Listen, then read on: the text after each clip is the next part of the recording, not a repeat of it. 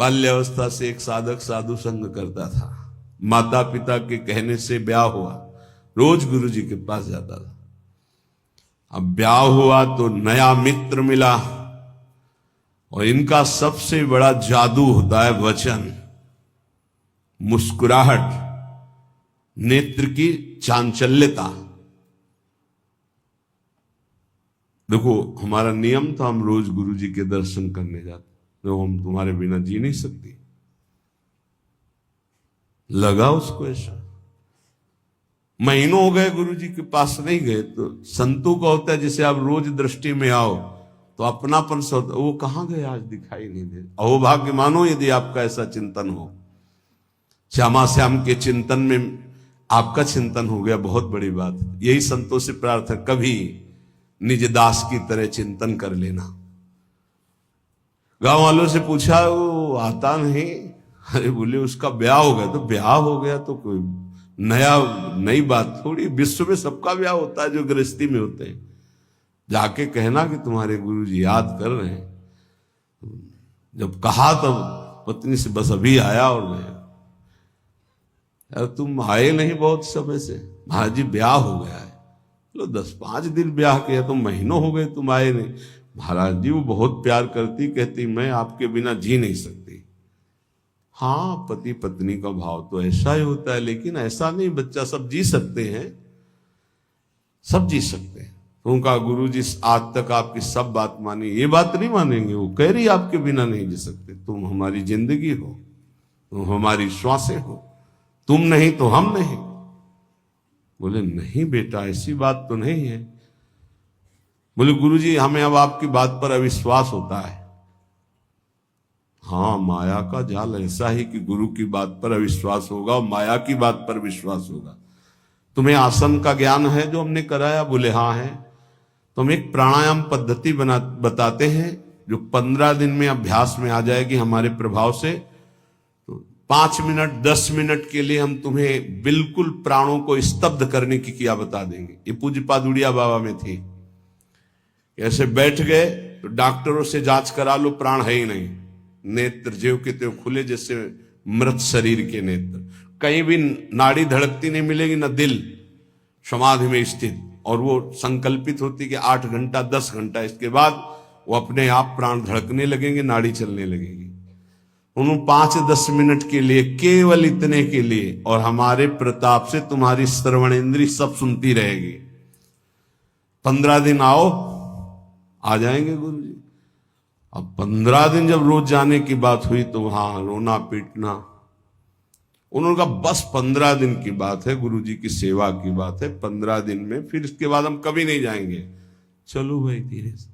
संतों के पास दूसरा कोई जाए तो भले सतोगुणी भाव हो तो बड़ाई करे, संग कर दे पड़े, अपना लड़का जाने लगे फिर नहीं सुनाई देगा। माया का बड़ा विचित्र खेल। अब वो 15 दिन में अभ्यस्त हो गया। वहां अपने सामने करवा के देखा, 10 मिनट बिल्कुल निस्पंद प्राण। संकल्प में बहुत शक्ति होती है। बोले जाओ, जाके दरवाजे, मेन दरवाजे पर प्राण स्तंभ मंत्र द्वारा करके, बकाया हम आएंगे, प्राण संचलित करेंगे संकल्प के द्वारा, और तुम्हें सुनाई देगा। वो गए, का पद्मासन नहीं लगाना, पैर फैला लेना, दरवाजे की ऐसी ओट ले लेना, पैर फैला, आराम मुद्रा, और उसमें ये मंत्र पढ़ना और प्राण संकल्पित करना। जितने मिनट के लिए हमने कहा बस इतने में हम आ जाएंगे। गया, श्वास रोकी, मंत्र पढ़ा, संकल्पित हुआ, नाड़ी चलना बंद, प्राण स्पंदन बंद, बस श्रवणेंद्रिय से सुनाई दे रहा है। पहले बहुत ऐसे महापुरुष होते थे, 6 महीना के लिए मिट्टी में समाधि ले ली, संकल्पित 6 महीना प्राणवायु ही नहीं चलेगी।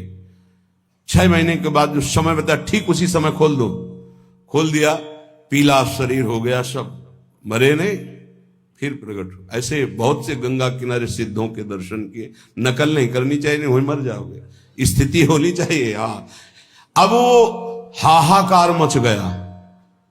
मेन दरवाजे पे था, लाला लाला हिलाया, नाड़ी देखी धड़, अरे रोना धोना सब मच गया। गांव के लोग आ गए, माता पिता, बहू की जो स्थिति थी छाती में हाथ मारना और रोना, वो संत भगवान क्या हुआ क्या हुआ, क्योंकि मात्र 5 मिनट का संकल्प था, 5 मिनट में प्राण स्पंदित हो जाएंगे, अपने आप चलने लगेंगे, और उतने में सारा उनको अनुभव कराना था। क्या हुआ क्या, अरे महाराज माता पिता रो के, देखो महाराज ये आपका चेला, और ऐसा कैसे हो सकता है, अभी तो बेचारे का ब्याह हुआ था, अभी कैसे जा सकता है। नजदीक गए, सबसे ज्यादा प्यार कौन करता है इनको, पत्नी ने कहा मैं। कनेर का फूल जानते हैं, ऐसे ही उसमें चरणामृत लिए थे, बोले छू, ये हमने मंत्र पढ़ करके जल कर दिया, तुम पियो मर जाओगी, ये जीवित हो जाएगा। जो सबसे मैं जीने, वैसे भी आप नहीं जी सकती। चेलोवा ने बताया था कि आप कहती कि मैं आपके बिना जी नहीं सकती जब हमारे पास, तो वैसे ही तुम मर जाओगी, क्योंकि तो पधारी गया, तो ये पी लो, तुम मर जाओगी, ये जी जाएगा। बोले महाराज जो होना सा तो हो ही गया, वो नहीं पिया और कुछ नहीं है, कुछ नहीं है, चरणामृत है। अच्छा, जो होना था हो गया, मतलब आप नहीं पिएंगी। अब महाराज जैसे भगवान जीवन कटवाना चाहते हैं वैसे काटेंगे। रोना बंद हो गया। और कोई सभा में, सबको पता था महात्मा सिद्ध है, पिएंगे मर जाएंगे, कोई तैयार है। बोले अब चेला हमारा तो हम ही पी लेते हैं, और उसमें तो चरणामृत था, पिया और जो ही संकल्प किया सो प्राण संचलित हो गए। अब वो बोला गुरु जी 1 मिनट हम घर में नहीं रुके। नहीं, बोले घर में ही रहो, लेकिन राग रहित होके रहो। राग नहीं, हमारी शिक्षा का फल परिवार के धर्म से चित होना नहीं, पारिवारिक धर्म का पालन करते हुए ये मानो कि हरि के सिवा कोई अपना नहीं, तो तुम्हारी बात बन जाएगी।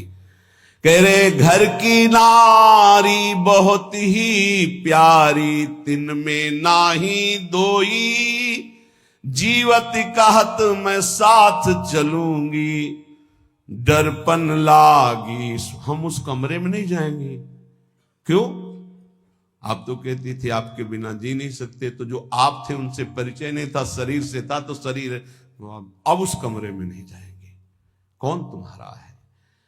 जो कहिए ये द्रव्य आपनो, जिन उज्ज्वल मति खोई, आवत कष्ट रखत रखवारी, चलत प्राण ले जोई, आपनो हरि बिनु नहीं कोई।